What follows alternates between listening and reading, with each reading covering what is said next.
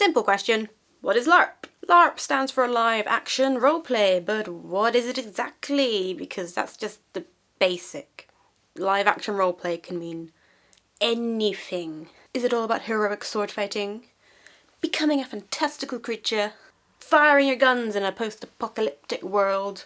Or solving a mystery in like a steampunk setting of awesomeness?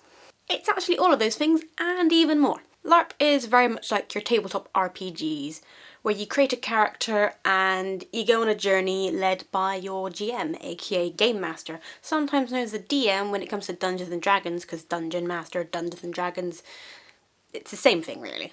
LARPs can be so big that they require more than one GM, but that just depends on the system really. The first LARPs appeared back in the 1970s following the success of Dungeons and Dragons and other tabletop games. It was pretty much the logical step in the evolution of RPGs, since who wouldn't want to dress up as their awesome badass wizard and go kill some goblins in real life?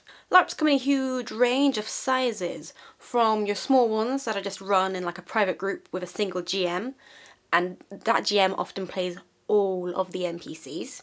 Then you get the ones that I kind of like to call local LARPs, where you get a much bigger group that is public, but they only really take place on one day, and you tend to have like more than one person playing the NPC, and you have like referees or dungeon masters to make the story go along.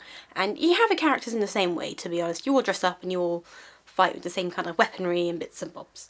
But it tends to be a bit more regulated as it's public event rather than private event where you don't have to worry about health and safety. The next step up is festival LARPs. These are bigger and generally require you to sort of stay overnight for at least a day or two. And some of them can expand onto like entire week-longs, but that depends on how the system is run, the story, and who's involved in making it.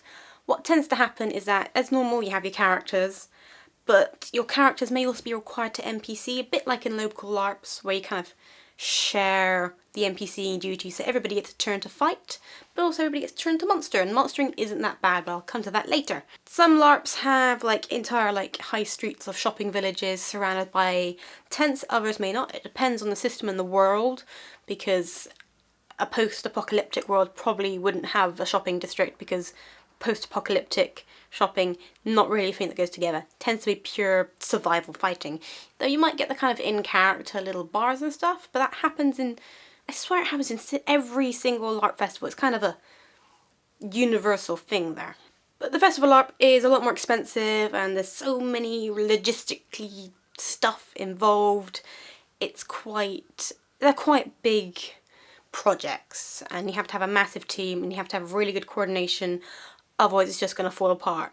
But the players tend to have a great time, but you know, anything can happen. So generally in LARP, if you want to get stuck in, you just find one of those free systems and dive in. They're generally very welcoming communities, people are always really friendly and really keen, so get your gear together and dive into LARP, because that's basically what LARP is.